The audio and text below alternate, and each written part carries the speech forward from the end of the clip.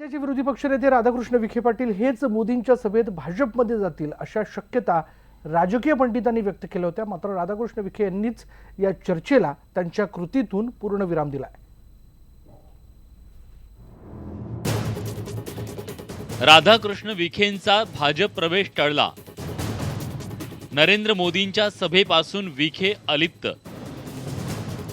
कुणामुळे टळला विखेंचा भाजप प्रवेश? पंतप्रधान नरेंद्र मोदींची अहमदनगरला प्रचार सभा झाली। या सभेला भाजप शिवसेना युतीचे सगळे नेते झाडून हजर होते। या सभेचे नियोजन करणारे काँग्रेसचे नेते राधाकृष्ण विखे पाटील यांनी मात्र या सभेपासून 4 हात दूर राहणंच पसंत केलं। खरं तर मोदींच्या याच सभेत राधाकृष्ण विखे पाटील भाजपात डेरेदाखल होणार अशी चर्चा नगर जिल्ह्यात रंगली होती। त्यामागचं कारणही तसंच होतं। पंतप्रधान मोदींच्या या सभेचं सगळं नियोजन खुद्द राधाकृष्ण विखे पाटील यांनीच आपल्या पुत्रप्रेमापोटी केलं होतं। त्यामुळे या प्रचार सभेत सुजय विखेंप्रमाणेच राधाकृष्ण विखेही भाजपवासी होणार अशी चर्चा सुरू झाली। मात्र राधाकृष्ण विखेंनी अद्यापही आपले पत्ते काही उघड केलेले नाही। आजच्या सभेकडे सर्वांचं या अर्थाने लक्ष होतं की राज्याचे विरोधी पक्षनेते राधाकृष्ण विखे पाटील हे मोदींच्या सभेच्या पार्श्वभूमीवरती भाजपमध्ये प्रवेश करतील की काय याबाबत उत्सुकता होती।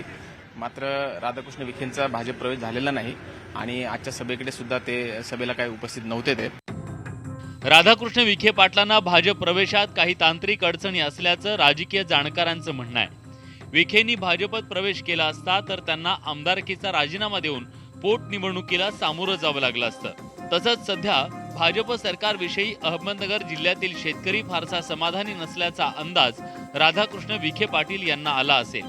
अशातच काँग्रेसनेही विखेंविषयी सावध भूमिका घेतल्यामुळे त्यांचा भाजप प्रवेश टळला असावा असं राजकीय जाणकारांना वाटतंय। मात्र यामागे आणखी काही राजकीय समीकरणं तर नाहीत ना, अशी ही जिल्ह्यात चर्चा आहे। राधाकृष्ण विखे हे सध्या वेट अँड वॉचच्या भूमिकेत दिसतात। जरी त्यांचे पुत्र सुजय विखे हे भाजपकडून उमेदवारी करत असले तरी राधाकृष्ण विखे हे थेट भाजपमध्ये आलेले नाहीत आणि यापुढील 23ला मतदान आहे नगरचं। त्यामुळे आता राहिलेल्या दिवसात ते प्रवेश करतील की नाही याबद्दल साशंकता आहे। वो कांग्रेस के एक बड़े नेता हैं।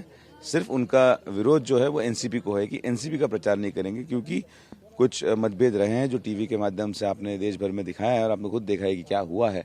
और जिस तरीके से अब इलेक्शन चल रहा है, इलेक्शन अब व्यक्तिगत होता जा रहा था। अब अगर इलेक्शन व्यक्तिगत हो गया है तो हम खुद इसमें सहभाग लेंगे और इसीलिए वो जितना हो सके उतनी कोशिश करेंगे, लेकिन बीजेपी से उनका कोई संबंध नहीं।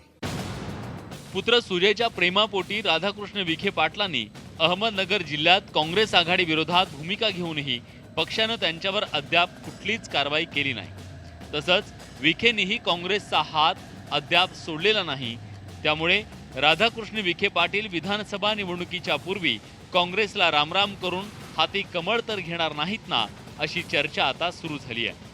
सचिन हंचाटेसह वैभव सोनवणे, न्यूज 18 लोकमत, पुणे। राजकारणात काही शक्य आहे। बघूयात नेमकं विखे पाटील येणाऱ्या काळात काय भूमिका घेतात। पुढे बघूयात।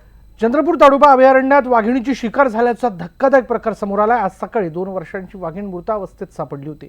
शिकाऱ्यांनी लावलेल्या तारेत अडकून या वाघिणीचा मृत्यू झाला। नागपुरात एक धक्कादायक प्रकार समोर आला। नागपूरच्या इंदिरा गांधी शासकीय रुग्णालयात रुग्णांच्या सुरक्षेसाठी तैनात करण्यात आलेल्या सुरक्षा रक्षकाने रुग्णांच्या नातेवाईकाला बेदम मारहाण केल्याचा प्रकार समोर आला।